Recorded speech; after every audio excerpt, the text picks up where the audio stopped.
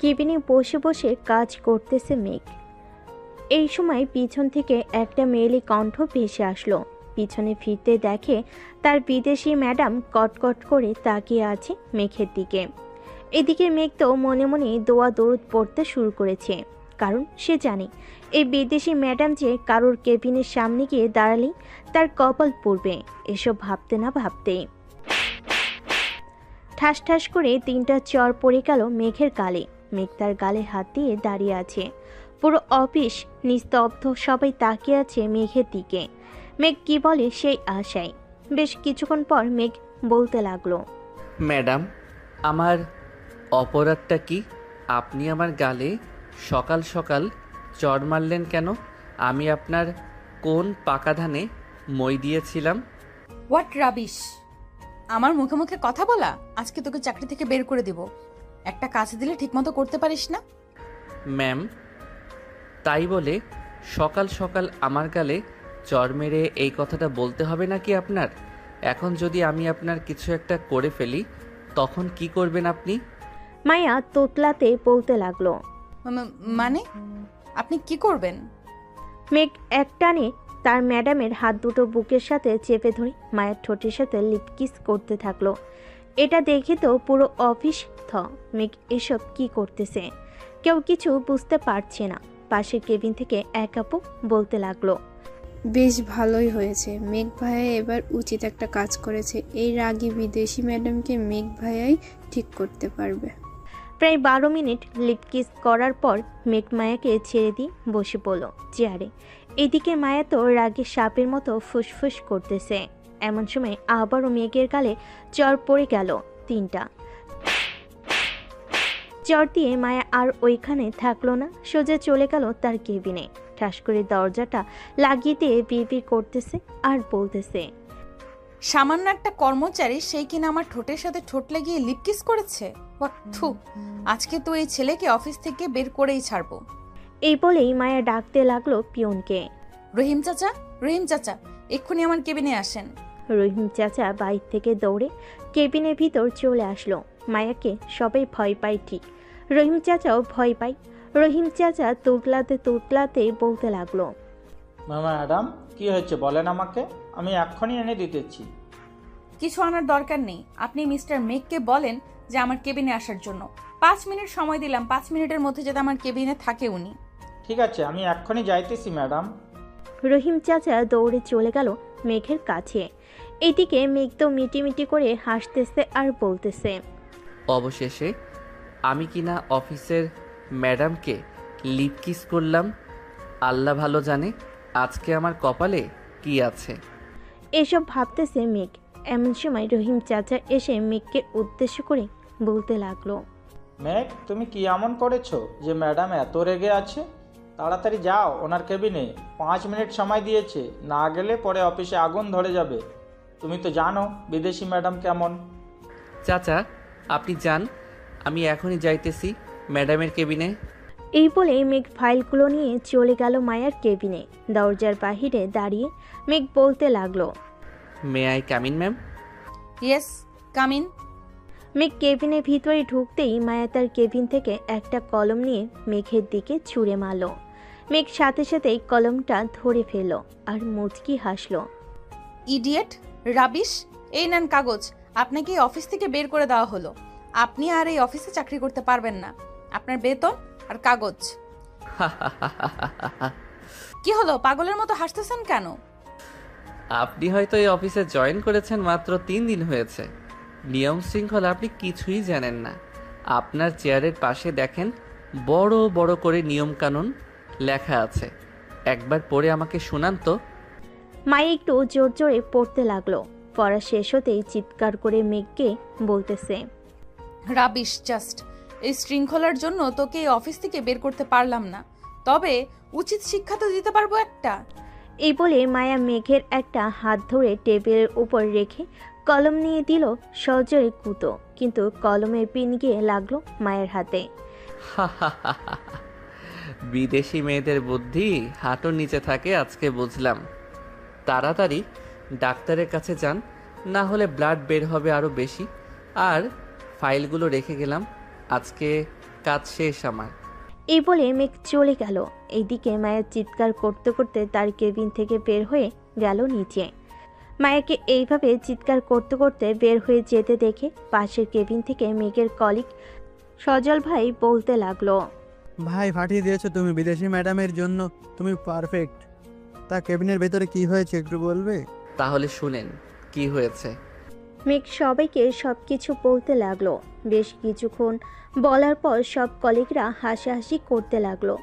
দুপুর 2টা, সবাই কেবিনে বসে খাবার খাচ্ছে। এদিকে মায়া হাসপাতাল থেকে চলে গেছে তার বাসায়। কলিং বেল দিতেই তার মা শিউলি বেগম এসে দরজা খুলে দিতেই মায়াকে দেখতে পেল। মায়ের হাতে ব্যান্ডেজ দেখে চমকে গিয়ে বলতে লাগলো, তোর হাতে কি হয়েছে? ব্যান্ডেজ করা কেন? এ আম্মু, আমি আর এই বাংলাদেশে থাকবো না। আমি কালকেই ইউএসএ চলে যাব। ওইখানেই আমার ভালো লাগে। বাংলাদেশে এসেছি 7 দিন হয়েছে। 3 দিন হয়েছে অফিসে গিয়েছি। অফিসের ফাজিল একটা ছেলে আমার সাথে প্রতিনিয়ত বেয়াদবি করে। আজকে তাকে মারতে গেছিলাম, কিন্তু উল্টো আমি মায়া আর কিছু বলতে পারল না। কান্না করতে করতে চলে গেল তার রুমে। এদিকে শরীফ চৌধুরী বুঝতে পারছে এটা কার কাজ, তাই ফোন দিল অফিসে মেঘের কাছে। মেঘ কয়েকবার রিং হতেই মেঘ ফোনটা রিসিভ করে সালাম দিল। আসসালামু আলাইকুম স্যার, হঠাৎ এই সময় ফোন দিলেন যে? মায়া তোমার সাথে কি করেছে? স্যার, সামান্য একটু ভুল হয়েছে ফাইলে, ওইটা নিয়ে আমাকে অনেক কথা শুনিয়েছে এবং আমার হাতে কলম ঢুকিয়ে দিতে গেছিল, কিন্তু ওনার হাতেই লেগে গেছে। ও আচ্ছা, ঠিক ব্যাপার। আচ্ছা তুমি রাগ করো না মেঘ। মায়া বিদেশ থেকে বড় হয়েছে, তো বাংলাদেশে এসেছে মাত্র 7 দিন হয়েছে।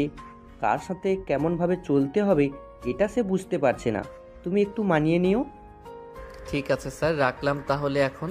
ফোনটা কেটে দিয়ে বসে রইল। দেখতে দেখতে রাত 8টা বেজে গেছে। অফিস ছুটি দিয়ে দিছে। মেঘ তার বাইক নিয়ে সোজা চলে গেল তার বাসায়। কলিং বেল দিতেই মেঘের ছোট বোন মিষ্টি এসে দরজা খুলে দিল। মেঘকে দেখে জোরে চিৎকার করতে করতে বলতে লাগলো, আম্মু গো, আপু গো, তোমার ছেলে কোন মেয়ের সাথে রুম ডেট করে এসেছে গো। তাড়াতাড়ি এসে দেখে যাও তোমার ছেলের কি অবস্থা হয়েছে গো। আরে মিষ্টি, এসব কি যাতা বলতেছিস তুই? মিষ্টির চিৎকার শুনে মেঘের আব্বু আম্মু দৌড়ে চলে আসলো দরজার সামনে। মেঘকে ঘুরিয়ে ফিরিয়ে দেখে বলতে লাগলো, বাবা তুই এই কাজটা করতে পারলি? আমাদের বললে কি আমরা বিয়ে দিয়ে দিতাম না? তুই এটা কেন করলি বাবা?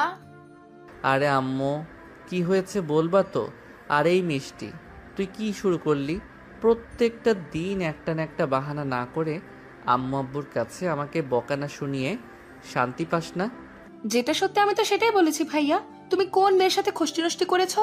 তোমার ঠোঁটে মেয়েদের লিপস্টিক লাগানো কেন? বলো বলো, আমাদের উত্তর দাও। ইয়ে না, মানে আম্মু। বাবা তুই কোন মেয়ের সাথে ফষ্টি নষ্টি করেছিস আমাদের বল, আমরা তোকে ওই মেয়ের সাথে বিয়ে দিয়ে দেব। একবার বল বাবা।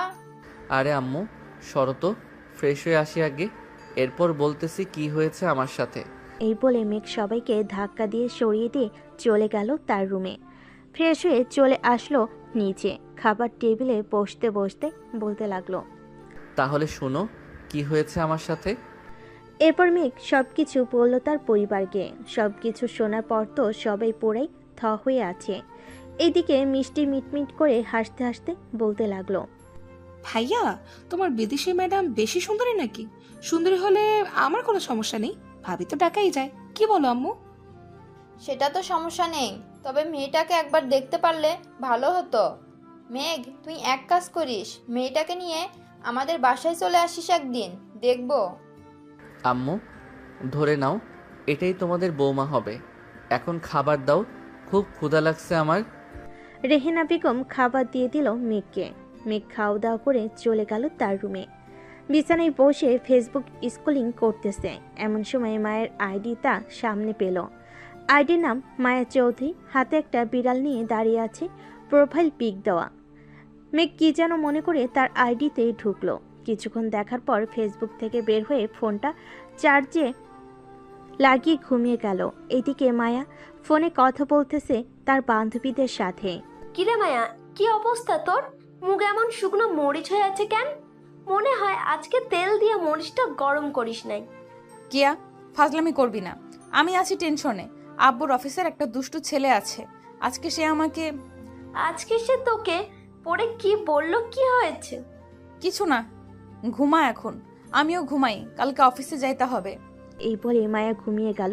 পরের দিন সকালে মেঘ ঘুম থেকে উঠে ফ্রেশ হয়ে চলে গেল অফিসে। গিয়ে দেখে সবাই কাজ করতেছে। মেঘ তার ডেস্কে বসতেই রহিম চাচা এসে বলতে লাগলো, মেঘ, তোমাকে মায়া ম্যাডাম ডাকতেছে, বলেছে এক্ষুনি যাওয়ার জন্য। এত সকালে আবার কিসের জন্য ডাকতেছে? অফিসে আসতে না আসতেই আবার ডাক পড়লো কেন? আচ্ছা চাচা, আপনি যান, আমি যাইতেছি। রহিম চাচা চলে গেল। এইদিকে মেঘ ব্যাগপত্র রেখে সোজা চলে গেল মায়ের কেবিনে। দরজার বাহিরে দাঁড়িয়ে বলতে লাগলো, may I come in ma'am? Yes, come in. বসেন চেয়ারে, আপনার সাথে কিছু বোঝাপড়া আছে। আমার সাথে বোঝাপড়া ঠিক আছে, শুনি কি বোঝাপড়া করবেন। তবে একটা কথা, নিজের পায়ে আবার নিজেই কুড়াল মাইরেন না, এটা মনে রাখবেন। মায়া কিছু বলল না। একটা ফাইল বের করে মেঘের সামনে দিতে মেঘ ফাইলটা দেখতে লাগলো। ফাইল দেখা শেষ হতেই বলতে লাগলো, কি হয়েছে ম্যাডাম? ফাইল তো সব কিছুই ঠিক আছে, তাহলে এই ফাইলটা আবার দিলেন কেন আমাকে? কালকে এই ফাইলের জন্য তুই আমার ঠোঁটে কিস করেছিস, তাই না? আজকে দেখ আমি কি করি তোর। এই বলে মায়া তার চেয়ার থেকে উঠে চলে আসলো মেঘের সামনে। আস্তে আস্তে শাড়িটা খুলতে লাগলো। এদিকে মেঘ তো ড্যাপ ড্যাপ করে তাকিয়ে আছে মায়ের নাভির দিকে। কি এইভাবে দেখতেছেন? এখন আমার শাড়িটা খুলে ফেলে দিই আর চিৎকার করি, তখন আপনার মান সম্মান কোথায় যাবে ভাবতে পারতেছেন?